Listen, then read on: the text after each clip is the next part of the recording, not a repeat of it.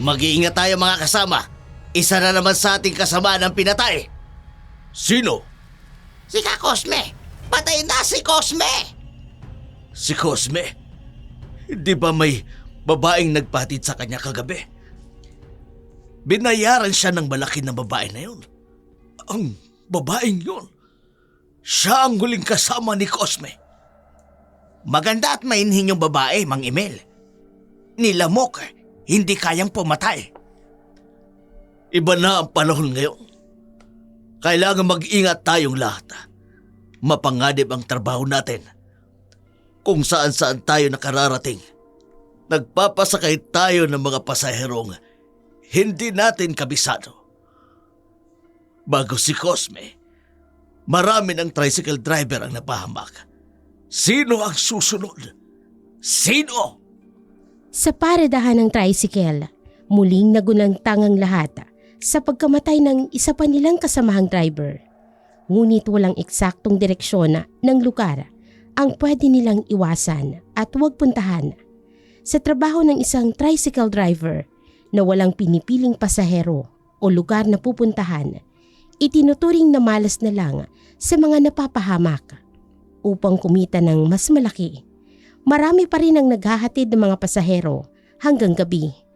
Isang araw, bago kumalat ang dilim, nagtaka si Edward dahil nakita niyang nagkukumpulan ng mga kasamahan niya sa trabaho. Lalapitan niya sana mga ito, ngunit nakita niya ang isang babae na muling nagpapabilis ng pintig ng kanyang puso. Sinong babaeng yun? Sabi daw, Sabel ang pangalan. Maganda, di ba? Kaya kanina ka pa titig na titig sa kanya, no? Lagi ko siyang nakikita dito sa paradahan ng tricycle. Ang kulit. Nagpupumilit na ihatid siya sa kanilang baryo. Pero pagkatapos ng nangyari, wala nang malakas na loob na maghahatid pa sa kanya. Ano po bang nangyari? Hindi mo alam? Oo nga pala. Wala ka kasing hilig sa pagmamarites. Trabahong bahay lang kasi ang ginagawa mo. Dahil ba dun sa kasama nating tricycle na driver dito, kaya ganun?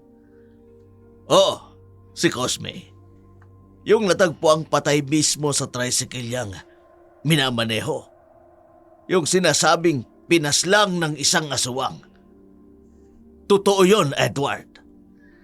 Hanggang ngayon, yan pa rin ang pinaniniwalaan ng mga tao na pinaslang si Cosme ng isang aswang. Wala namang nakakita, di ba? Pero ang kanyang bangkay ay wala nang lamang loob. Kahit na adik hindi kayang gawin yon. Karumal-dumal ang pagpatay.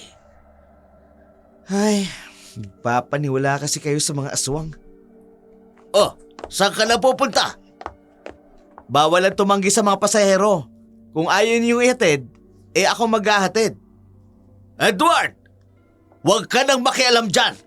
Mapapahama ka! Edward! Hindi mapigilan ni Edward ang sarili na hindi lapitan ng babae. Si Isabel na madalas niyang nakikita sa kanilang paradahan. Nakikiusap sa mga nasa unang pwesto ng pila para lamang maihatid siya sa lugar na uuwian. Lagi itong nagmamadali at kinakabahan. Madalas gusto niya itong lapitan at tulungan. Pero lagi siyang pinangungunahan ng hiya. Kahit nasa hulihan pa siya ng pila ng mga tricycle, kaya niyang makiusap sa kasamahang driver. Pero talo siya sa bilis ng kabog ng kanyang dibdib kapag nakikita niya na si Isabel.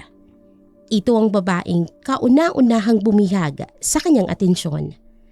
Masaya siya na tinitingnan lamang niya ito sa malayo. Pero ngayon, kalat na ang dilim sa paligid. Wala pa rin ni isang tricycle driver na pumapayag na ihatid si Isabel. Kaya lakas loob siyang lumapit at nagpakilala sa babae. At sinabing siya na ang maghahatid sa lugar nito. Ako naman si Isabel. Totoo? Payag kayo na ihatid ako sa aming baryo? Hindi. Nagbibiro lang naman itong kasama namin. Hindi ako nagbibiro, Mang Emil. Madilim na po kasi kaya may kalayuan pa yata ang lugar mo, Isabel. Oo, May kalayuan nga. Nakikiusap ako. Magbabayad ako kahit magkano. Kailangan kong makauwi sa amin. Pero madilim na. Kung may kadiliman o may kalayuan sa lugar ninyo, delikado sa amin na magbiyahe doon, miss. Lalo pat ilan na rin sa mga kasamahan namin ang napahamak dahil sa... Mang Emil, huwag niyo nang takutin si Isabel. Aba, Huwag po kayong mag-alala. Ako pong bahala sa kaligtasan ninyo. Magpapahatid lang po ako. Ligtas po kayong makakauwi. Huwag kang kabahan sa sinabi ni Mang Emil. Tsaka mabilis tayo makakarating dahil mabilis naman tong tricycle ko eh. Salamat, Edward. Tatanawin kong malaking utang na loob ang pagpayag mong paghatid sa akin. Nakakaganti din ako sa iyo. Ha? wala na. Hindi lang tumama. Bumaon pa ng tuluyan ang pala ni Cupido. Po? Mang Emil, sumama na po kayo sa akin. Ay, hindi ah. Tako, mahal ko pa ang buhay ko. Sa inyo ko po ibibigay ang ibabayad niya sa akin. Ang mahalaga po, maihatid ko siya ng ligtas sa kanilang lugar. Talaga? Ay dapat sinabi mo kaagad. O tara na, wag na tayo magtagal at baka abutin tayo ng liwanag. Isabel, sumakay ka na. Ako na mag-aayos ng gamit mo. Wala akong gamit. Kailangan ko lang makauwi sa amin bago sumikat ang araw. Magkahalong pagtataka at awa ang naramdaman ni Edward kay Isabel. Nagmamadaling umuwi sa kanilang lugar nang walang anumang gamit na dala. Marahil ay emergency sa kanyang pamilya at nakasuot pa ito ng pambahay lang. Sa gitna ng biyahe, mabilis ang takbo ng pagmamaneho ni Edward. Nasa likod niya nakasakay si Mang Emil. Nadaanan nila ang mga liblib na lugar. Pakiramdam ni Edward, walang katapusan ng kanilang biyahe sa haba ng kanyang pagmamaneho. Anong nangyari? Bakit nag-alburuto ang makina ng motor mo? Hindi ko po alam, Mang Emil. Kanina po nararamdaman ko bumibigat ang tricycle natin. Paano mabigat? Iisa lang naman ang pasahero natin sa loob. 3 lang tayong sakay dito. Ang bilis ng takbo natin kanina. Tsaka bakit pa tayo dito huminto sa madilim na bahagi? Nakatatakot sa lugar na ito, Edward.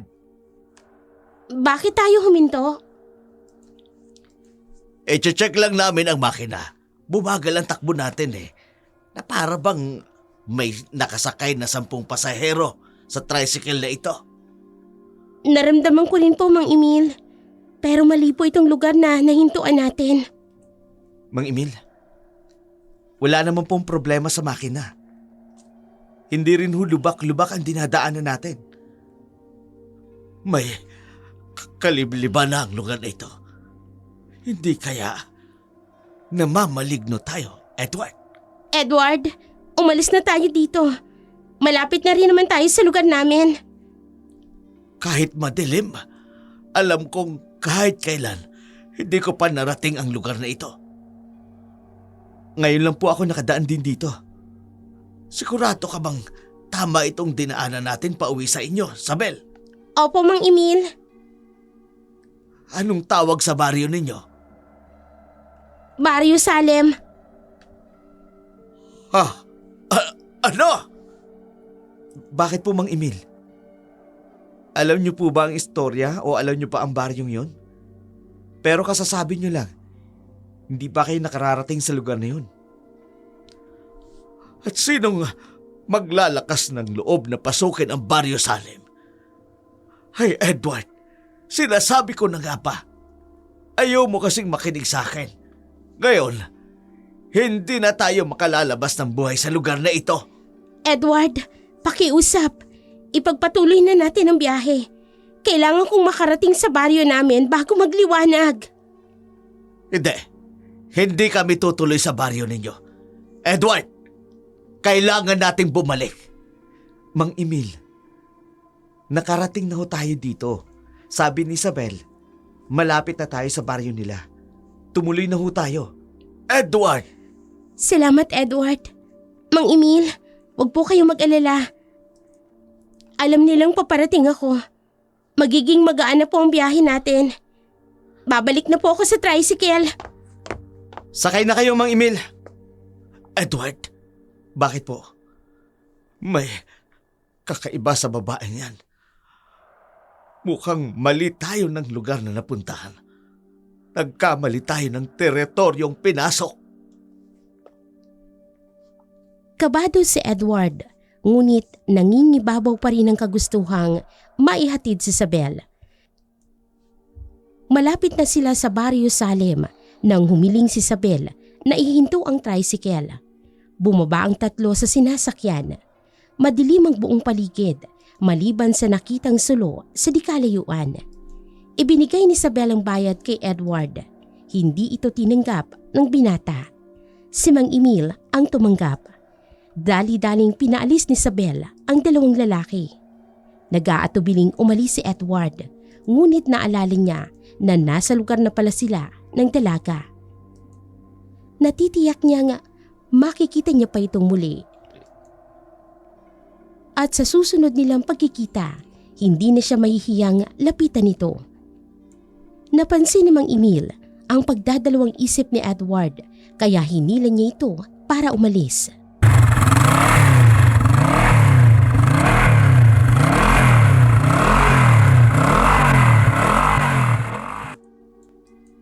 Ano, Edward? Ano nangyari? Bumaba kayo, Mang Emil. Hindi gumagalaw ang gulong natin. Ano? Hindi kayo pwedeng magtagal dito. Kasalukuyang may piging. Kailangan na ninyong umalis. Alanganing oras na, Isabel. Wala kaming pampalit sa flat na gulong. Maglakad kayo o kaya tumakbo kayo. Makalayo lang kayo sa lugar na to. Ligtas na kayo. Isabel, kanina ko pa gustong itanong sa'yo, bakit ganyan na lamang ang takot mo? Isa lang ang ibig sabihin nito, Edward. Delikado tayo sa lugar na ito. Binabalaan niya tayo. Wala akong nakikitang panganib sa lugar na to. Mukhang tahimik. Tahimik ang baryo ninyo, Isabel. Tama ka, binata. Tahimik ang Barrio Silang. Lola Portia, maligayang pagdating, apo. Alam kong bago matapos ang kasiyahan ay darating ka. Nangako ako sa inyo, Lola. Naririto na po ako. Papasukin mo ang iyong mga bisita. Kompleto ng selebrasyon natin sa gabing ito. May dalawa tayong panauhing pangdangal. Aalis din ho sila, Lola. Nagmagandang loob lang po sila para maihatid po ako dito. At bilang pasasalamat, titiyakin ko na sila'y mabubusog at makapagpapahinga ng maayos sa gabing ito. Halina kayo, sumunod kayo sa akin. Ipapakilala ko kayo sa buong angkan. Si Lola Portia ang itinuturing na pinakamatanda sa Barrio Salem. Ito ang naging magulang ni Isabel mula nang siya ay isilang. Namatay ang kanyang ina sa panganganak. Lumaki siyang sunod-sunuran sa kanyang Lola Portia. Si Isabel ay masunurin at itinuturing na pinakamagandang babae sa kanilang baryo. Siya lang ang tanging nag-aaral sa bayan. Malaki ang tiwala sa kanya ng kanilang angkan. Sa bawat piging na ginaganap, hindi maaaring hindi dumalo si Isabel. Mahalaga sa angkan ang pagtitipon at magdaos ng kasiyahan. Ito ang dahilan kung bakit nagpupumilit si Isabel na maihatid siya sa kanilang lugar. Sa isang mahabang mesa na puno ng iba't ibang klase ng handa, iniharap ni Lola Portia ang dalawang lalaki at ipinakilala sa lahat ng naroon. Mga kabaryo! Sila ang mga bagong kaibigan ng aking apo. Kung hindi sa kanila, hindi makadadalo sa espesyal na kasiyahan ng aking apo. Kaya estimahin ninyo ang ating mga bisita. Bigyan sila ng espesyal na putahe. Bah, sulit ang pagkaka-stranded natin dito, Edward. Tingnan mo. Maliit na baryo pero galante sandaan. Teka, ano bang okasyon nila dito ngayon at ganito kagarbo at ang mga handa nila? Baka po piyesta. Fiesta? Aba, hindi naman ito panahon ng selebrasyon ng kapiestahan. Masarap ba ang mga pagkain naming inihanda? Ah, oo, Aling Portia. Masarap. Iba talaga ang pagkain dito sa baryo. Pero bakit yan lang ang kinakain ninyo? Maraming putahe. Maglagay pa kayo ng marami sa inyong pinggan. Tsak na mabubusog kayo sa sarap ng aming handa.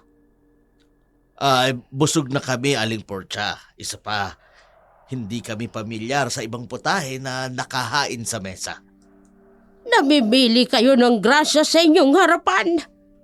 Hindi nyo ba alam kung gaano ka-espesyal ang inihanda namin para sa inyo? Para po sa amin? Lola Portia? Lalo na sa iyo, binata. Alam mo ba kung gaano mo kami pinaligaya sa iyong pagdating sa aming baryo? Pero, hindi niyo naman po alam na darating ako ngayong gabi, di ba? Lola, malalim na po ang gabi. Hindi po sila sanay magpuyat. Pagod po sila sa haba ng kanilang biyanahe para lamang ihatid ako dito. Para maabutan ko ang piging, pwede na po ba silang magpahinga? Malalim na nga ang gabi, pero nagsisimula pa lamang ang piging. Ayaw nyo bang hintayin ang pinaka-importanting parte ng okasyong ito? Lola Portia, bisita po natin sila. Ayos lang naman, Sabel. Nakakahiya namang tumanggi. Pero tama ang aking apo. Maaga pa para umayong kayo sa aming piging. Mahaba pa ang araw ng ating pagsasama bago muling masundan ang piging. Marahil sa araw na iyon, handa na kayong pareho. Lalo ka na, Edward. Ha? Sumunod kayo sa akin. Ihahanda ko kayo ng inyong matutulugan. Para akong nalulula sa mga sinabi ni Aling Portia. Para bang sinasabi niyang magtatagal tayo rito. Matanda na po kasi, Mang Emil. Ay, makatutulog ba tayo dito? Basta, bago tumilaok ang mga manok, umalis na tayo. Sa pakiusap ni Isabel, pumayag si Lola Portia na pagpahingahin ang dalawang bisita. Masayang ipinagpatuloy ng mga taga-Baryo Salim ang piging. Sa kubo, kung saan lumaki si Isabel, kasama ang kanyang Lola Portia, pinatuloy nila sina Edward at Mang Emil. Iisa lamang ang papag sa loob ng kubo. Magpapalipas lang naman ng gabi ang mga bisita. Hindi na ito magtatagal sa baryo. Ang mahalaga ay may masisilungan sila. Sinadya ni Isabel na wag makita ng dalawa ang gagawin ng kanyang mga kabaryo. Iiwan na sana niya ang dalawang lalaki, ngunit tiyak na lalabas ang mga ito. Kapag may narinig na kakaiba sa gitna ng kasiyahan, napilitan siyang samahan muna sina Edward at Mang Emil. Dito na lang kami uupo, Sabel. Sanay naman kami ni Mang Emil na matulog na nakaupo. Kailangan niyo magpahinga para makaipon kayo ng lakas bukas. Mahaba ang biyahe ninyo. Hindi ka ba sasama sa amin bukas? Hindi ba umuwi ka lang para sa piging? Hindi ko pa alam. Nag-aaral ka ba sa bayan? Kailan ka babalik? Baka mahirapan ka makasakay. Mukhang wala nang tricycle na pumapasok dito. Wala nga. Kaya labis ang aking pasasalamat dahil pumayag kayo na ihatid ako dito. Walang anuman, Sabel. Sa susunod na uuwi ka, ako na lang hahanapin mo sa parada ng tricycle. Ako na mag-aatid sa'yo. Yun ay kung masusundan pa, Edward. Hindi ka na bababalik sa bayan? Kung ganun, ito na pala yung huli nating pagkikita. Edward, Sana hindi Isabel. Ngayong naglakas na ako ng loob na lapitan ka at kausapin. Hinihiling ko na sana masundan pa ang pagkikita natin. Na makasama kita katulad nito. Hindi mo alam ang sinasabi mo, Edward. Alam ko, Isabel. Matagal na kitang pinagmamasdan. Gusto kitang lapitan mula sa malayo pero natatalo ako ng hiya at nervyos. Akala ko sa katangian mong ganda. Hindi mo napapansin ang isang katulad ko. Masyadong mataas ang tingin mo sa akin. Pero nagkakamali ka ng pagkakakilala mo tungkol sa aking pagkatao. Anong? Isabel! Lola Portia! Halika na! Magsisimula na! Opo! Lalabas ka pa? Sasamahan na Hindi. kita. Dito ka lang, Edward. Hindi rin naman ako makakatulog. Kahit anong mangyari, huwag kang lumabas. Ano man ang marinig mo, huwag mong papansinin. Bakit? Para sa iyong kaligtasan, sundin mo ang sinasabi ko. Kakaiba ang mga kilos at sinabi nila, Edward. Anong ibig sabihin ni Isabel sa sinabi niya sa'yo? Ayoko magalit si Isabel. Dito lang tayo. Huwag tayong lumabas. May namuong kasiyahan sa puso ni Edward. Ngayon alam niyang may nararamdaman din sa kanya si Isabel. Dala ang pagod at kaguluhan ng pag-iisip sa nangyari sa paligid. Tuluyang nakaramdam ng panghihina ang katawan ni Mang Emil at Edward. Nakapikit na ang kanilang mga mata, ngunit gising ang kanilang diwa. Sa labas ng kubo, patuloy ang kasiyahan. Laking tuwa ni Lola Portia sa apo sapagkat alam nito na nakatagpo na si Isabel ng makakasama habang buhay. Mukhang hindi tayo mahihirapan na kumbinsihin ang binata, apo. May gusto siya sa iyo. Wala kaming relasyon, Lola. Huwag siyang piliin ninyo. Sino? Ilang binata nang nagtangka. Pero lahat sila ay mahihina. Sa binatang yan, may kakaiba siyang karismang dala. Gusto siya ng ating angkan. Hindi si Edward ang nababagay sa akin. Bakit pakiramdam ko? Ang salitang lumalabas sa iyong bibig ay taliwas. Sa itinitibok ng iyong puso, Isabel. Ako ang pipili ng lalaking hinahanap niyo. Huwag si Edward. Umiibig ka na, Isabel! Lola Portia, ang mga katulad natin, walang karapatang umibig. Mas magandang pagsasama kung may pag-ibig na namamagitan sa inyong dalawa. Tama, si Edward na nga ang lalaking nababagay sa'yo. Bilang tagapagmana ng inyong itim na kapangyarihan, may karapatan akong pumili ng lalaking makakasama ko habang buhay. Ay, Lola Portia. Buhay pa ako, Isabel. Bilang pinakamatanda sa baryong ito, ako ang masusunod at hindi ikaw. Huwag si Edward, Lola Isabel. Bibigyan ko kayo ng marami. Higit pa sa 3 hanggang 5. Magdadala ako sa susunod na piging. Huwag si Edward.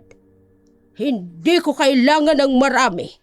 Ngunit mahina ang loob at nagtataglay ng kahinaan ng kaluluwa. Totoo ang pag-ibig sa iyo ni Edward. Yayakapin niya ang buhay kasama ka. Walang pag-aalinlangan. Ang mga katangian ni Edward ang siyang nararapat para siyang magpatuloy at maghahatid ng marami pang angkan dito sa ating baryo. Lola Portia, mga angkang kong minamahal, naririto na si Isabel. Ibigay na sa kanya ang kupetang may inumin. Para sa pagpapatuloy ng ating angkan. Para sa huling parte ng piging sa gabing ito, ang huling ritual na gagawin ng aking apong si Isabel. Inumin mo, Isabel. Inumin mo. Anong ibig sabihin ito? Nagdadalawang isip ka, Sabel!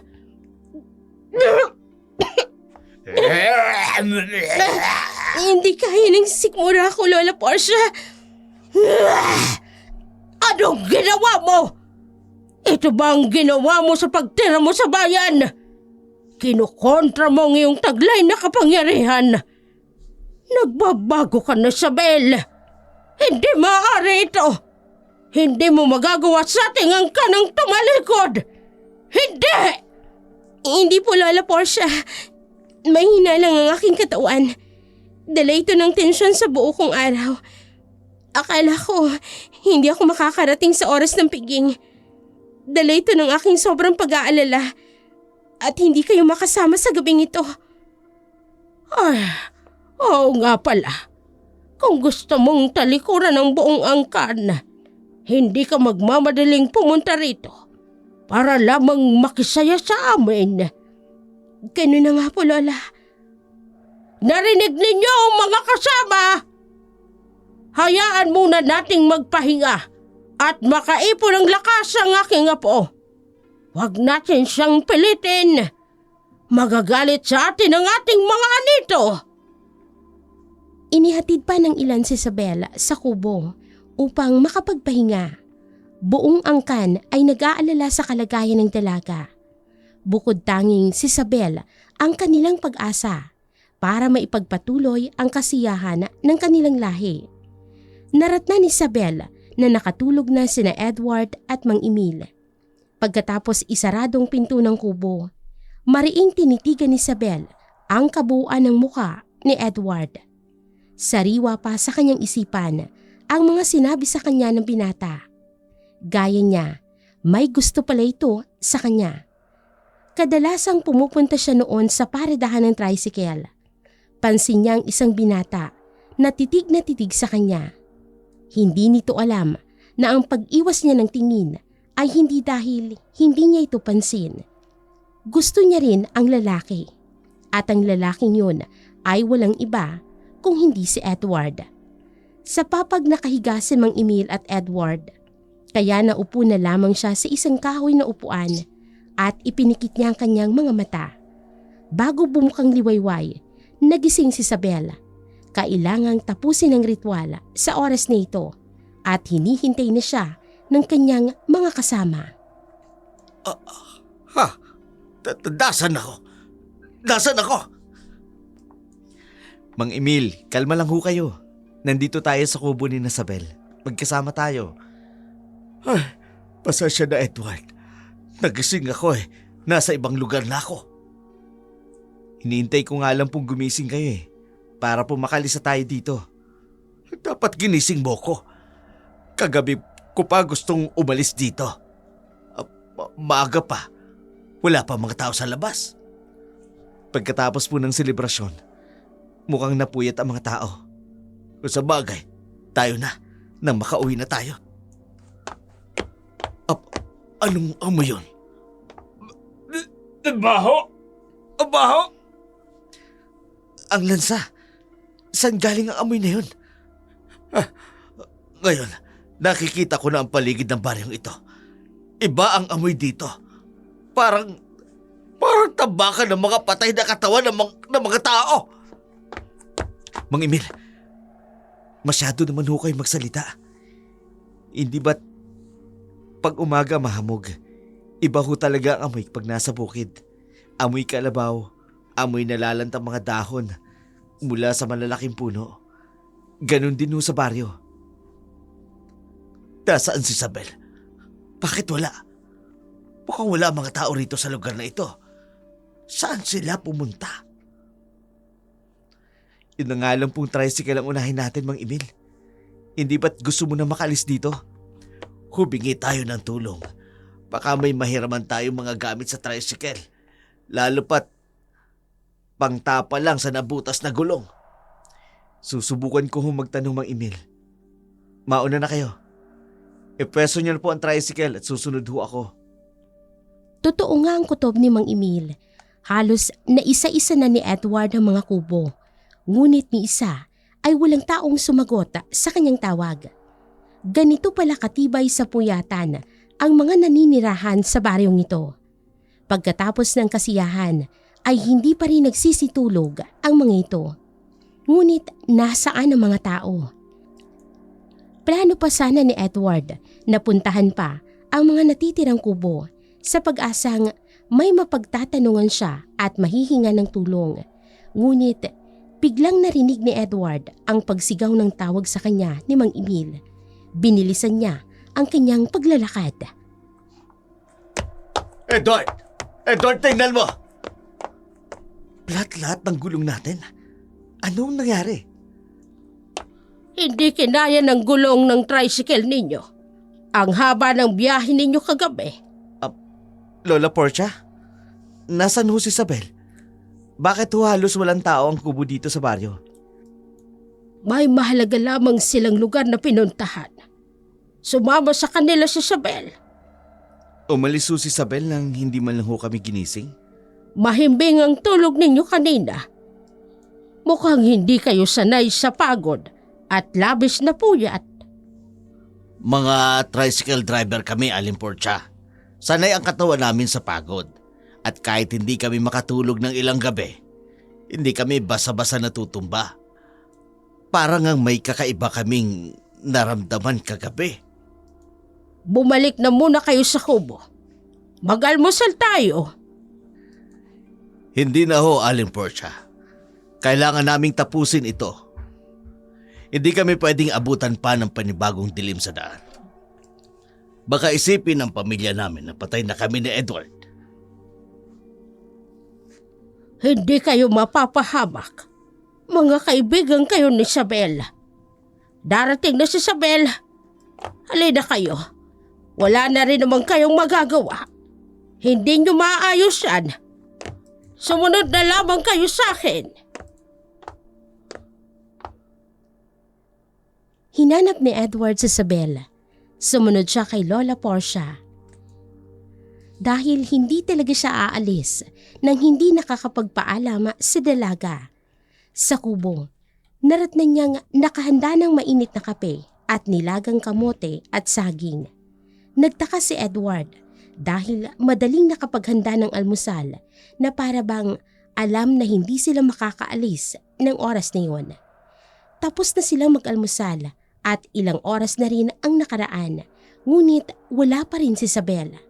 Muli silang naiwan ni Mang Emil sa kubo. Umalis si Lola Portia at muli tahimik ang buong paligid. Marahil ay tulog na nga ang lahat ng tao sa baryo. Dala ng pagkainip, niyaya ni Mang Emil na maglakad-lakad sa paligid. Muli, naamoy nilang mabaho at malansang amoy. May mangilan-ngilan silang nakasalubong, ngunit nakayuko ito at hindi sila pinapansin. Kaya hindi na rin nila nagawa pang magtanong hanggang sa marating nila ang bukana ng tila maliit na gubat. Panginoon ko! Di ba si Isabel yan? Isabel! Anong nangyari? Bakit nakagapos ka rito? Mang Emil, tulungan niyo kong kalagan siya sa pagkakagapos. Huwag! Umalis na kayo dito. Ngayon din! Sinong gumawa nito sa'yo, Isabel? Si Lola Portia! Ang buong angkan! Edward, hindi ko gusto ang nangyayaring ito. Umalis na tayo dito. Hindi ko pwedeng iwan dito si Isabel. Edward, kailangan kong tapusin ang ritual para sa kaligtasan ninyo ni Mang Emil. Anong ritual? Ang ritual ay ginagawa ng mga taong may taglay na itim na kapangyarihan. Edward, totoo nga ang naririnig ko. Lugar ito ng mga aswang. Ano ho? Wala na. Katapusan na natin. Matutulad tayo sa mga nangyari kay Isko at sa iba pang tricycle driver na natagpo ang patay at nawala na lamang na parang bula. Mamamatay na tayo dito, Edward! Hindi ko hahayaang mangyari yan. Totoo man o hindi ang sinasabi ni Mang Emil, kailangan nating umalis dito, Isabel. Totoo lahat ng sinabi ni Mang Emil. Diyos ko, kasalanan mo ito, Isabel.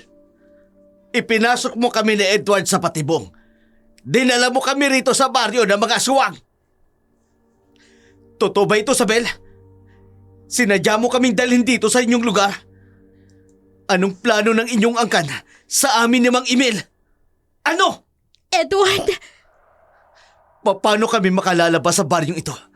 Sabihin mo! Paano? Dahil sa katirikan ng sinag ng araw at dala ng pagkauhaw, nawala ng malay si Isabel. Pagkatapos kalagan, binuhat ni Edward ang dalaga at dinala sa kubo. Wala pa ring malay si Isabel, kaya naghanap ng paraan si Edward upang gamutin ito. Anyong lalabas na ito nang biglang sumulpot sa kanilang harapan si Lola Porcia kasama ang grupo ng mga kababaihang aswang. Magaling ang ginawa mo, binata. Tunay ngang mahal mo ang aking apo. Apo niyo si Isabel. Paano niyo siya nagagawang igapos at iwang mag-isa sa gitna ng gubat?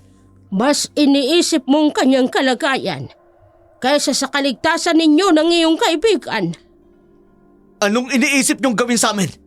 Ay, wala kaming balak na patayin kayo. Lalo ka na, binata. Ikaw ang kusang nagpunta sa lugar namin. Kaya naniniwala ang buong angkan na ikaw ang tinawag upang matupad ang kahilingan ng aming mga ninuno at tuluyang maganap ang ritual. Anong kahilingan? Sa pamamagitan mo, magpapatuloy ang lahi ng mga aswang. Magkakaanak kayo ng marami ng aking apo. Pararamihin ninyo ang lahi ng mga aswang. Hindi matutupad ang nais ninyo! Baog! Tama! Baog si Edward! Wala siyang kakayanang mangbuntes! Hindi ba, Edward? Sabihin mo! Magsalita ka! Mang Emil, Tumigil ka, tanda! Baka gusto mong ngayon palabang ay lutuin ka na namin para pagsaluhan mamayang gabi. Si Edward, siya lang naman ang sadya nyo, hindi ba? Palayain niyo ako! Si Edward, siya lang talaga may gustong ihatid si Isabel. Tama kayo! Mahal niya si Isabel. Ayaw niyang umalis dito. Eh di maiwan siya dito. At ako, pauwiin niyo na ako. Ay kinalulungkot ko. Ngunit walang tricycle driver na nakalalabas ng buhay sa Barrio Salem. Ayaw ko pang mabatay. Edward, tulungan mo ako. May pamilya ako.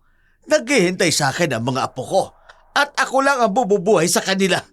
Tulungan mo ko, Edward. Ipasok siya sa kubo at igapos. Anong plano mo sa akin, matanda ka? Anong gagawin mo sa akin? Wag. Papayag ako. Wag niyong sasaktan si Mang Emil. Pumapayag ka? Oo. Wag niyo lang kaming sasaktan. Maghanda ng masarap na pagkain. Busugin natin ang ating mga bisita. Maghanda tayo para sa susunod na piging. Gagawin nating espesyal ang ritual para sa katuparan ng kahilingan ng ating mga ninuno. Magsikilos na kayo! Naging espesyal ang trato ng mga naninirahan sa baryo sa dalawang bisita, lalo na kay Edward. Kulang na lang ay paliguan siya ng mga kababaihan. Araw-araw ang paghahanda ng masasarap na pagkain. Sa bawat araw na pananatili ni Mang Emil sa baryo, ay siya ring pagnanais nito para tumakas. Si Isabel naman ay sumusunod lamang sa gusto ng matatanda upang iiwas sa panganib si Edward. At isang paraan lang ang alam ni Isabel upang mailigtas ang binata. Malapit na ang kabilugan ng buwan. Kailangang maganap ang ritual ng kasalan. Lola Porcia, hindi maaaring pilitin si Edward. Handa na siya, Isabel. Ikaw lang itong nagdadalawang isip. Hindi ho sa ganon. Pero sa pilitan niyo siyang ikinulong dito. Wala siyang kalayaang kumilos dahil natatakot siya sa inyo. Nais mong palayain ang binata? Paano kung tuluyan siyang tumakas? Kung magaan sa loob niyang tanggapin ang kanyang responsibilidad bilang kabiyak ko, mas magiging mabisa ang ritual ng pagsasanib. Hindi! Pumayag na siya, Sabel! Hindi na siya pwedeng umurong! Pumayag siya dahil dala ng takot. Pumayag siya dahil mahal ka niya. At mahal ko rin siya, Lola Portia. Pero katulad natin, wala tayong karapatang umibig nang hindi natin kauri. Mas makapangyarihan ang bagong lahi kung ito ay pinagsanib na isang makapangyarihang aswang at isang normal na tao. Bakit pilit mong pinipigilan na magkaugnay kayong dalawa? Huwag mong sabihin nais mong talikuran ang iyong angkan, Sabel! Lola Portia, ikaw lang ang pag-asa ng buong angkan. Walang kapatawaran kapag kami iyong tinalikuran. Magagawa ko bang tumalikod, Lola Portia? Hindi. Kung ganon, hayaan niyo akong pumili kung sino ang gusto ko. Pero hindi si Edward. Sabel! Hayaan niyo kaming umalis. Bagong kabilugan ng buwan, babalik ako at magaganap ang ritual ng pagsasanib. Tiyakin mo lang, Sabel! Dahil kung hindi, ang unang-una kong iaalay ay ang lalaking mahal mo, si Edward! Pumayag si Lola Portia na umalis sila ng Barrio Salem. Mabilis ang kilos ni Sabel. Pupuntahan niya si Edward upang sabihin ang magandang balita. Mabigat man sa loob ni Lola Portia na palayasin ang mga bisita dahil batid ng matanda na magdudulot ito ng problema sa buong angkan. Iba ang ugali ng mga normal na tao. Magsasalita ito laban sa kanila. Maaari nila itong ikapahamak. Ngunit si Sabel ay itinuring na prinsesa ng angkan, ang siyang pag-asa para maipagpatuloy ang lahi ng mga aswang sa Barrio Salem. Makakauwi na kami. Talaga, Sabel? Opo, Mang Emil. Darating po ang sundo ninyo na siyang maghahatid sa bukana palabas ng baryong ito. Mabait naman pala talaga ang angkan mo, Sabel. Akala ko, kami na ang susunod na lulutuin ninyo pagsapit ng susunod na piging. Mang Emil. Hanggang ngayon, hindi pa rin ako makapaniwala na sa panahon ngayon, may nabubuhay pa palang mga aswang. At hindi lang isa, kundi isang buong baryo pa. Mang Emil, huwag niyo pong lalakasan ang boses ninyo. Joke lang. Baka ho may aswang na hindi magustuhan ng inyong sinasabi. Ay, nagbibiro lang ako, Sabel. Nasaan na ho si Edward? Abay, lumabas. Halos kasunod mo lang siya nang lumabas kanina dito sa kubo. Kanina pa ho yun. Bakit ngayon niyo lang po sinabi, Mang Emil? Akala ko ba'y magkasama kayo? Hindi ho. Pinuntahan ko si Lola Portia para kausapin. Nang bumalik ako dito, hindi ko na ho nakita si Edward. Saan po siya nagpunta? Sabel! Hahanapin ko siya. Teka. Huwag mo kong iwang mag-isa rito. Sasama ako! Nag-alala si Sabel. Iba't ibang klase ng aswang sa Barrio Salem. Iilan dito ay ang paraan ng paghihipnotismo. Ang mga matatandang dalagang aswang ay dinadaan sa biro sa panggagayuma. Mabilis ang mga lakad ni Sabel at Mang Emil. Napansin ni Sabel ang grupo ng mga matatanda sa di kalayuan. Nagkakatuwaan ang mga ito. Upang malaman ang nangyari, patakbo siyang lumapit sa grupo. Sa gitna ng nag-uumpukan, nakatayo sa gitna si Edward. Masayang nagkukwento habang nakapaligid sa kanya ang matatandang aswang at palagay ang loob na nakikipagkwentuhan. Ngayon nilang nakitang masaya at nakikihalubilo ang matatandang aswang sa isang normal na tao na kung ituring ay kauri lamang nila ito Dali-daling hinila nito si Edward at sinabing may mahalaga silang pag-uusapan. Nakakatuwang kausap ang mga matatanda. Alam mo, sa grupo namin mga tricycle drivers, wala ni isa man sa kanila ang tumatawa na sa mga biro ko. Pero dito, bentang-benta ang mga jokes ko ah. Nakita ko nga kung gaano mo napasayang matatanda dito. Kaya nga sabi ko sa kanila, tuwing hapon, ganito ang gagawin namin. Magtatagpo kami dito sa dating lugar at magkukwentuhan kami. Sabel, nakahanda na ako. Ano, wala pa ba yung sundo namin? Saan ho kayo pupunta, Mang Emil? Anong sinasabi ninyong sundo? Maghahatid sa atin. Malaya na tayo, Edward. Makauuwi na tayo. Ano? Ito na ang tamang oras para makaalis kayo. Mataas pa ang sikat ng araw. Bago sumapit ang dilim, tsak na nasa labas na kayo ng bukana ng Barrio Salem. Pero, heto, dalhin niyo to. Kung sakaling may makasalubong kayo, o sino mang magtangkang pigilan kayong makalabas ng baryong ito, mabisa itong panlaban sa kanila. Akin na, Sabel. Maraming salamat. Hindi ka sasama, Sabel? Sasabay ako sa inyo. 3 tayong aalis dito. Pero 2 kayo. Hindi ko kayo sabay na maililigtas. Kung sakaling malagay tayo sa panganib. Paano magkakaroon ng panganib? Kung magaan ang loob nila na palayain tayo rito. Hindi lahat ay sumasang-ayon ayon sa desisyon ni Lola Portia. Aswang man, may kani-kaniyang kaisipan at paninindigan, Mang Emil. Basta na lang pumayag si Lola Portia na paalisin kami. Paano nangyari? Gayong pumayag na ako sa gusto niya, Sabel. Na manatili ako rito para maging asawa ka. Maayos ng pag-uusap namin, Edward. Huwag mo nang banggitin niya kay Lola Portia. Ang mahalaga, pumayag na siya. Tama ng pag-uusap. Kailangan nating simulan ng paglalakad.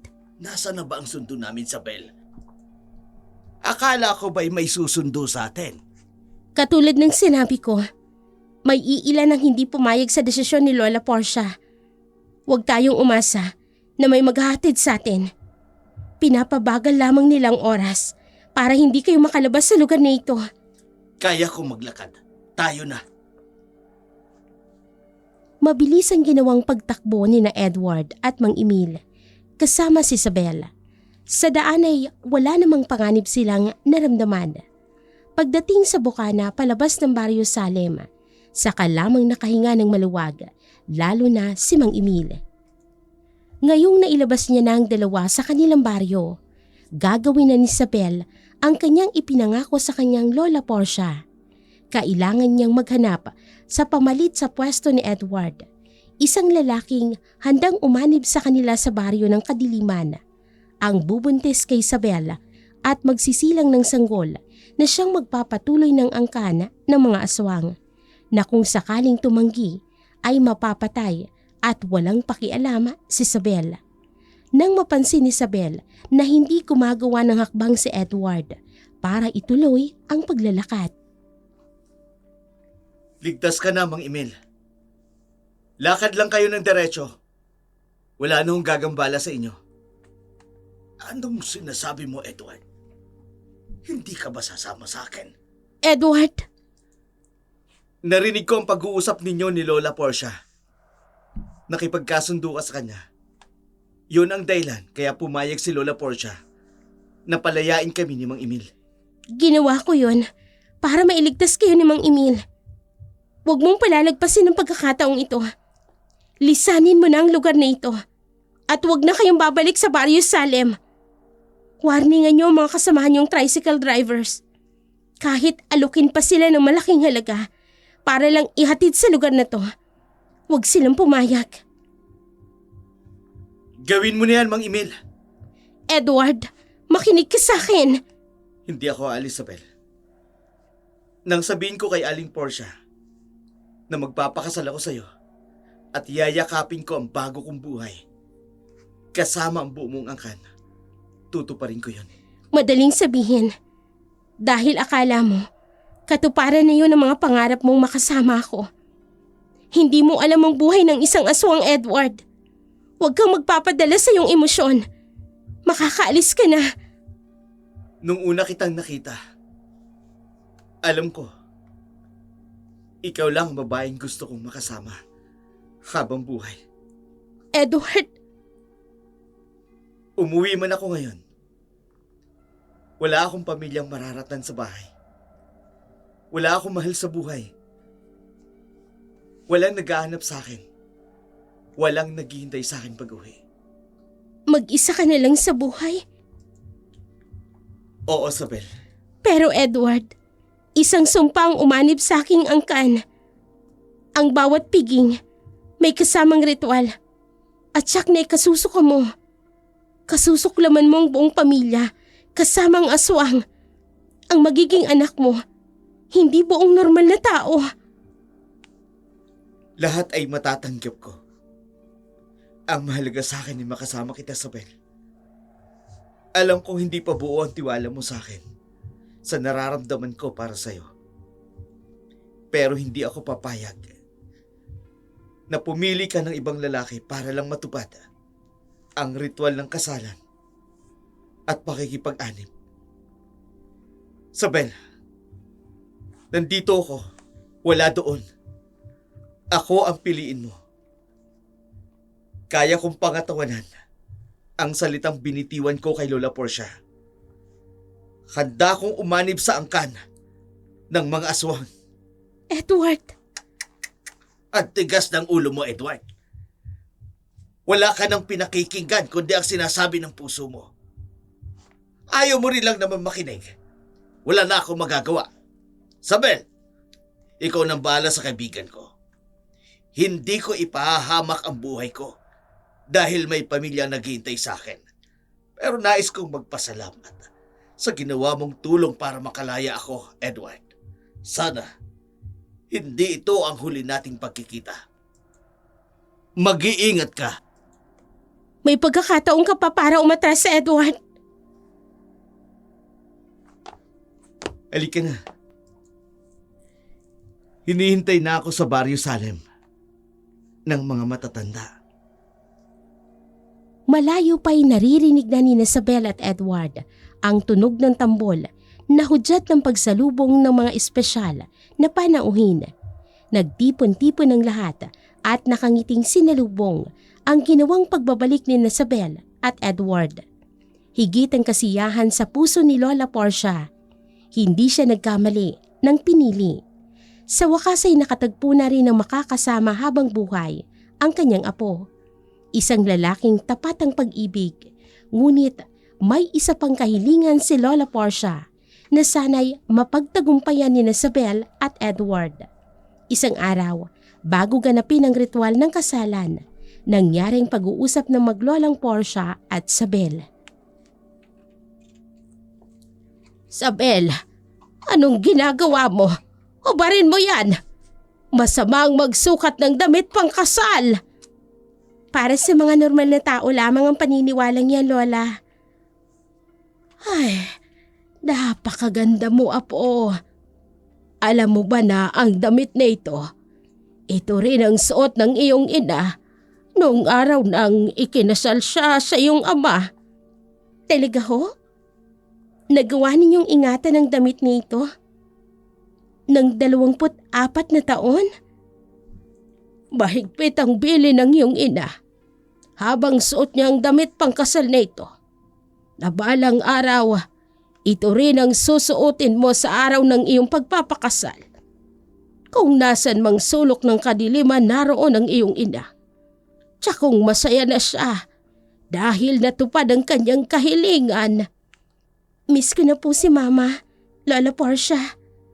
Lalo na ako, Apo. Marahil ay sadyang iniwang kanya sa akin upang mapuna ng kalungkutan sa aking dibdib mula nang iwanan ako ng iyong ina. Bago namatay ang aking ina, hindi ho ba siya humiling sa inyo na itakas ako sa lugar na to at turuang mamuhay ng normal, Lola Portia? Ha? Kung magkakaanak kami ni Edward, Yun ang aking pangarap. Ang umalis sa lugar na to. Hindi mo gagawin yan, Sabel. Huwag po kayong mag-alala, Lola. Hindi ko po gagawin na umalis dito at talikuran ng responsibilidad ng ating angkan. Dahil kapag ginawa ko yun, kayo ang pagbubuntunan ng galit. At si Edward, papatayin nila si Edward. Hanggang ngayon, Sabel, hindi mo pa rin matanggap kung anong klaseng nilalang ang iyong angkan.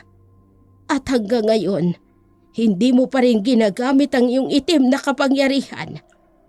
Alam mo ba ang ibig sabihin yan, Sabel? Gusto kong mamuhay ng normal, Lola Portia. Ang makapag-asawa at mabuhay kami ng aking anak at ng asawa sa bayan. Apo, kailanman hindi matutupad ang aking kahilingan. Hihilahin ko sa kadiliman si Edward at ang aming magiging anak at mabubuhay kami ng matagal bilang aswang. Niyakap ni Lola Portia ang nag-iisang apo habang ito ay umiiyak. Malaki ang responsibilidad na iniatang niya sa kanyang angkan. Ilang linggo at buwan ang lumipas. Lalo niyang hinangaan ang pag-ibig na namamagitan kina Edward at Sabel. Sa Barrio Salem, namasdan ng mga aswang na hindi imposibleng ang isang normal na tao ay umibig at tanggapin ang isang katulad ni Sabel, babae man o lalaki, ay magiliw kay Edward. Higit pa man, tuluyang ganap ng aswang si Edward. Marami na siyang naitulong, lalo na sa matatanda. Napapasaya niya ang halos lahat ng naninirahan sa Barrio Salem. Dahil sa nangyayaring pagbabago, nakaligtaan na ang paghahanda ng susunod na piging at hindi na rin napag-usapan pa ang tungkol sa ritual ng pag-aanib. Mabuhay ang bagong kasal! Mabuhay! Mga kasama, tapos na ang seremonya. Ngayong gabi, mangyayari ng ating pinakahihintay. Ituloy niyo lamang ang inyong kasiyahan. Ngunit huwag niyong gambalain ang unang gabi ng kanilang pagniniig. Maasahan mo, Portia. Magkakasaya lamang kami rito habang sila'y naluluno din sa pagpapakasaya.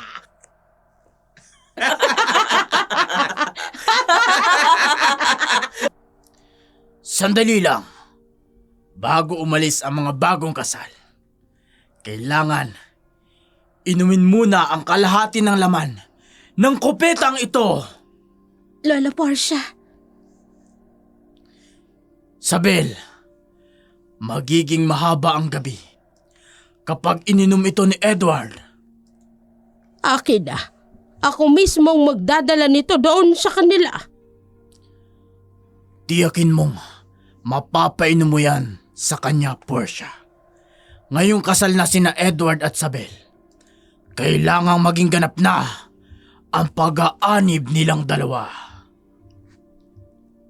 Hindi na umimik pa si Lola Portia.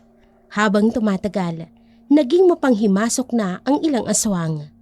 Pinangungunahan na siya sa dapat at sa hindi dapat gawin sa mag-asawang Edward at Sabel. Marami nang nagnanais na manghimasok sa pagsasama ng dalawa porket hayag na rin sa lahat ang kanilang relasyon.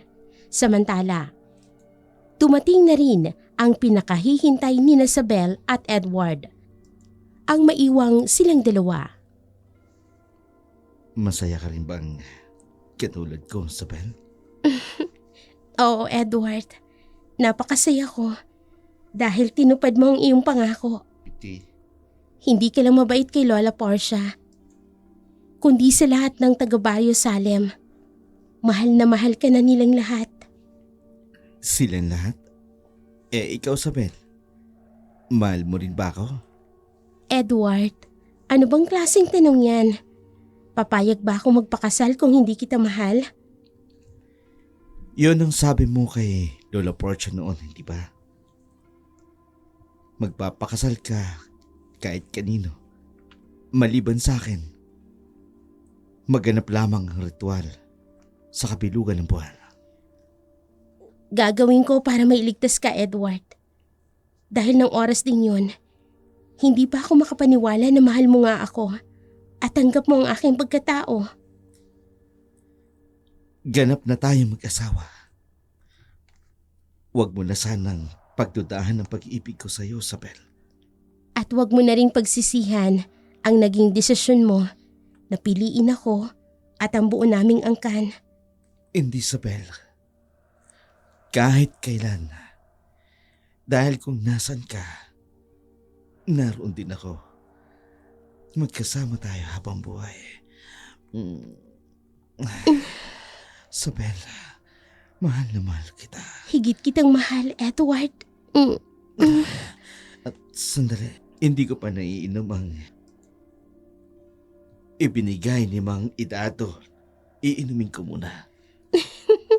Sadyang masunurin ka sa matatanda. Huwag mong inumin yan, Edward. Akin na yan. Kayo ho ang iinom? Lola Portia, bakit po? May halong dugo ang inuming yan. Unti-unti makararamdam ka ng pagkauhaw. Hahanapin niya ang dugo hanggang sa tuluyang siyang maging ganap na aswang. Ano ho? Edward? Hindi ho ba ang kahilingan ng inyong angkan? Magkaroon kami ng anak ni Sabel? At hindi niyo ko pipiliting maging kasapi sa inyong angkan? At plano rin nila na palakihin ang bata at gawin itong aswang. Hindi ako papayag, Lola Portia.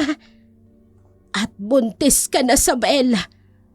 Naaamoy nila ang supling sa iyong sinapupunan. Kaya minamadali nila ngayon ang pagkilos. Una nilang sasakupin ang katauhan ni Edward upang maging madaling gawing aswang ang magiging anak ninyo. Hindi ba ito rin ang gusto ninyo, Lola Portia? Apo, tinanong mo ako noon kung wala bang inahabili ng iyong ina bago siya pumanaw. Meron, Apo. Maliban sa damit pangkasal na iyong isinuot sa araw ng iyong kasal. Hiniling din ng iyong ina na mabuhay ka ng normal, malayo sa baryong ito. Lola Portia, patawarin mo ko, Sabel. Ang nais ko lamang, may pagpatuloy ang lahi ng ating angkan. Pero napatunayan ni Edward ang katapatan niya sa iyo. Sapat na yun para matahimik na ako. Mahal ko po si Sabel, Lola Portia. Pero hindi ako papayag na gawin nilang ganap na aswang ang aming magiging anak ni Sabel. Kaya kailangan niyong makaalis ng baryo. Kailangan niyong tumakas. Napaniwala ni Lola Portia na nainom ni Edward ang ibinigay na inumin na nasa kopeta. Nagbunyi ang karamihan dahil matutupad na ang kanilang gustong gawin. Ganap ng aswang si Edward. Kasama sa plano na habang dinadala ni Sabel ang bata sa sinapupunan, paiinumin din nila ito ng dugo sa pamamagitan ng pandaraya. Sa bilis ng masamang pagkilos ng ibang kasamahang aswang, nagdesisyon si Lola Portia na dalhin sa bayan sina Sabel at Edward. Ngunit hinarang sila ng grupo ni Mang Idado. Saan mo sila dadalhin, Portia? Mamamasya lamang kami. Malaki na ang tiyan ni Sabel. Hindi ba maaaring makalanghap siya ng hangin mula sa ibang lugar? Huwag mo kaming linlangin. Baka nakakalimutan mo. Ilan sa amin ay may taglay na lakas ng pangamoy.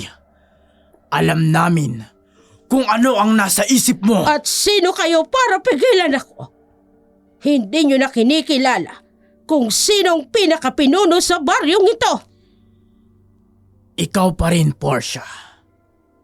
Pero lumilihis ang iyong kaisipan. Katulad ni Sabel. Nagpapadala kayo sa taong yan. Magtigil ka! Walang pipigil sa akin. Kung ayaw ninyong magkasubukan tayo. Matanda ka na, Portia. Kaya ka naming talunin kung magmamatigas ka. Edward, umalis na kayo. Isama mo ang iyong mag-ina at huwag kayong lilingon. Hindi sila maaaring umalis sa baryong ito. Subukan mong pigilan sila. Lola, sumama na kayo sa amin. Hindi ka namin iiwan, Lola Portia. Matanda na ako. Natupad ko na ang kahilingan ng ating mga ninuno na magsilang ng isang supling si Isabela. Saan man kayo makarating, mabubuhay kayo ng tahimik at masaya. Ang anak ninyong magsisilbing tagabantay at siya lang ang may kakayahan upang kontrahin ang itim na kapangyarihan ng mga aswang. Nilinlang mo kami, Portia. Wala sa plano mo na gawing ganap na aswang ang batang yan. Bagkos ay hahayaan mong kalabanin ang ating angkan? Tama na! Hindi sa habang panahon na ay magwawagi ang kadiliman sa mundong ito. Balang araw, tayo'y huhusgahan at parurusahan sa ating mga kasalanan. Nababaliw ka na, Portia! Hindi ka maliwanang magnais na mabuhay sa liwanag. Hindi ko kayo pipigilan sa buhay na gusto ninyong tahakin. Kaya wala kayong karapatan na pigilin akong palayain ang aking apo at ang kanyang pamilya mula sa sumpa ng ating angkan. Hindi sila makakalabas sa baryong ito ng buhay. Humanda kayo, mga kasama! Edward! Itakas mo ang iyong mag-ina! Ngayon na! Kahit matanda na si Lola Portia, alam ng lahat ang kakaibang lakas nito at maaari silang mapahamak kapag nagkamali sila ng pag-atake sa matanda. Agad namang tumakas sina Isabel at Edward. Hindi ininda ng mag-asawa ang lubak-lubak na daan. Mabilis ang kanilang paglalakad. Hindi makatakbo dahil sa kalagayan ni Isabel. Huwag tayong huminto sa paglalakad. Huwag kang lumingon kahit na ano mangyari.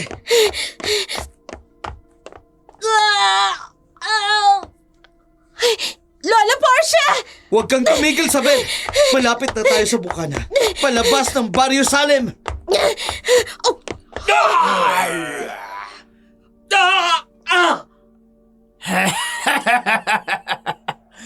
Hindi kayo makakalabas ng buhay sa lugar na ito.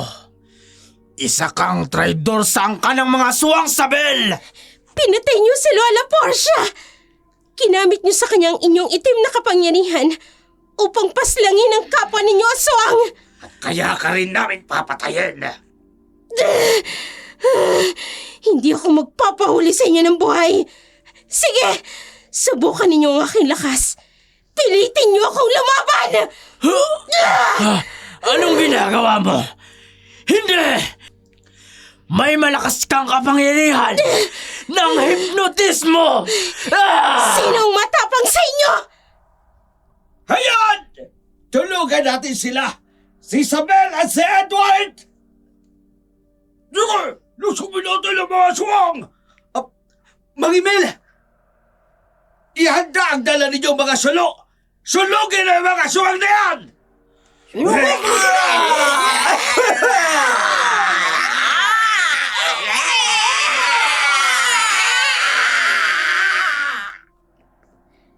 Natuwa sina Isabel at Edward sa pagdating ng grupo ng mga tricycle drivers sa pamumuno ni Mang Emil. May dalang pangontra sa mga aswang ang grupo. Higit na napakinabangan ang mga bitbit nitong sulo para itaboy ang mga aswang.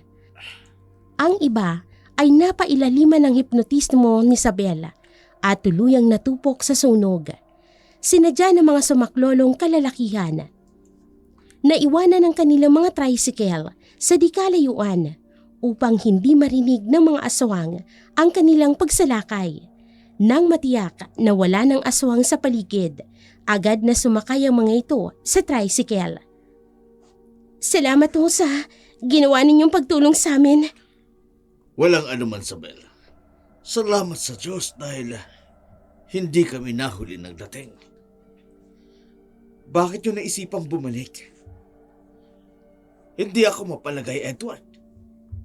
Inuusig ako ng aking konsensya na pumayag akong iwan ka sa Barrio Salem. Kaya kinausap ko ang ating mga kasamahan na mga tricycle drivers.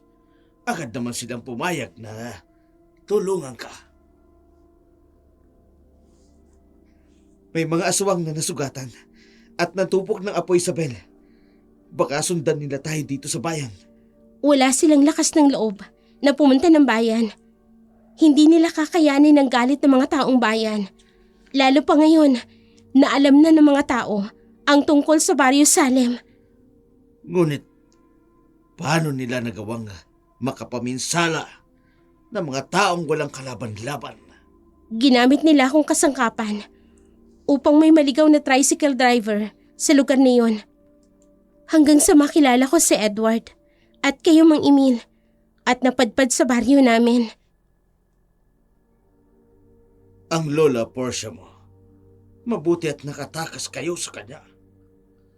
Si Lola Portia ang tumulong sa amin para makatakas. Ano? Kung ganun, nasaan siya? Narinig ko pa ang huling hiyaw ni Lola Portia. Wala na po siya, Mang Emil. Kawawa naman. Pero malagay ligtas na kayo. Tutulong kami sa pagsisimula ninyong mag-asawa. Magsabi lamang kayo sa Bel, Edward. Salamat po, Mang Emil. Pero ayos na po kami ni Isabel. Ngayon pong may pamilya na ako. Babalik na ho uli ako sa pamamasada. Abay, bago ka makapamasata, asikasuin mo muna na magkaroon ka ng sariling tricycle. Hindi mo na maibabalik ang tricycle na naiwan sa Barrio Salem. Oo nga ho. Hindi na talaga may babalik yun. Edward, ikaw nang humawak nitong pera. Iniabot sa akin yan ni Lola Portia. Binigay ito ni Lola Portia sa'yo? Ang dami nito, Sabel. Nang sabihin niyang magsisimula tayong muli, malayo sa Barrio Salem, matagal na pala niyang pinaghandaan, Edward. Pinag-ipunan niya para ibigay sa atin. Hindi natin bibiguin si Lola Portia. Tutulungan kitang matalikuran ang ritual ng sumpa at mamuhay na isang normal na tao, Sabel. Aalagaan ko kayo ng magiging anak natin. Sa bayan, tahimik at normal na namumuhay sina Isabel at Edward. Muling bumalik sa pamamasada ng tricycle si Edward. Malaki nang ipinagbago ng daan patungo sa Barrio Salem. Sa bukana pa lamang ay may nakaharang ng malalaking barbed wire na may nakalagay na malaking karatula na nagbibigay babala sa mga taong posibleng mapadpad sa lugar na iyon. Lumipas ang maraming taon. Malaki na rin at nakakapagsalita ng anak ni Isabel at Edward at may napansin na mga ito habang lumalaki si Bella. Mama, tingnan niyo po oh, ang laki ng lobo na pinili ni Papa sa akin. Bella, magsisimba pa lang tayo. Di ba nga ang bilin ni Mama at Papa sa'yo? Pagkatapos nating magsimba, saka ka lang hihingi ng kung anong gusto mo. Unahin muna nating magpasalamat kay Papa God. Opo, Mama. Sandali lang po. Hindi naman po ito para sa akin. Ha? Bella? Sandali! Saan ka pupunta? Huwag kang lalayo! Bella! Hayaan mo na siya, Sabel. Saan pupunta ang batang yun? Sana tinanong mo. Sundan mo na lang siya ng tanaw. Malalaman mo kung kanino niya ibibigay ang pinabili niyang lobo. Lola! Eto na po ulit ako. Apo, alam kong babalik ka. Opo, kasi sabi ninyo, kamukha ko kayo at saka ang bait niyo po sa akin. Babait ako sa mga batang katulad mo na mapagmahal sa kanyang mga magulang at sumusunod sa tamang asal. Opo, Lola. Sana po pumayag kayong sumama sa akin. Ipapakilala ko po kayo sa mga magulang ko. Di na po kayo tumira sa aming bahay, Lola. May sarili akong bahay, Apo. Kung sakali man, dadalaw na lamang ako sa inyo. Pero hindi niyo po alam kung saan po kami nakatira. Alam ko, Apo. Maraming paraan ang iyong Lola Portia. Talaga po? May superpower po kayo, Lola Portia? Mas may power ka sa akin, Apo. Ho? May power din po ako? Meron, Apo. May mga kakayahan kang gawin. Ang mga bagay-bagay. Ngunit ito'y gagamitin mo sa kabutihan. Ikaw ang magsisilbing liwanag sa gitna ng dilim. Gusto ko po yun, Lola Portia. Hanggang sa muli nating pagkikita, Bella. Opo, Lola. Mag-iingat po kayo. Lola Portia, paano niyo po pala nalaman na Bella ang pangalan ko? Babay po, Lola Portia. Hanggang sa muli po nating pagkikita. Tuwing linggo ng pagsasamba, nakasanayan na ni Bella na daanan ng kanyang Lola Portia sa harap ng simbahan. Nakaupo lamang ito doon. At parang ang sadya lamang ay makita ang batang si Bella. Kanina pa nakamasid si Isabel. Hindi ito makagalaw sa kanyang kinatatayuan. Nasundan niya ng tanaw si Bella at malinaw niyang nakita kung sinong matandang kumausap sa kanyang anak. Ngunit ng sandaling kumurap ang kanyang mga mata na wala nang matandang kausap ni Bella.